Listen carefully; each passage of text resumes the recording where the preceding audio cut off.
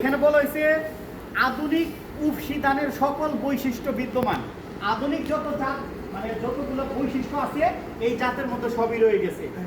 পূর্ণ বয়স গাছের উচ্চতা হলো 101 থেকে 110 সেন্টিমিটার পর্যন্ত লম্বা হয়।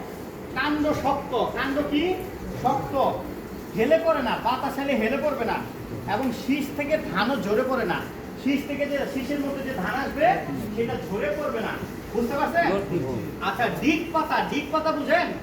ডিগ পাতা মানে কি উপরের যে পাতাটা থাকে খারাপ, এটা থাকবে কি ডিগ পাতা খাড়া মানে কি খাড়ুয়ে থাকে।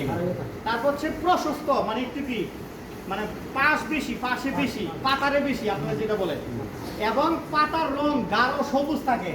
যখন ধান পেকে যায় তখনও পাতার রং সবুজ থাকে। এর মানে কি?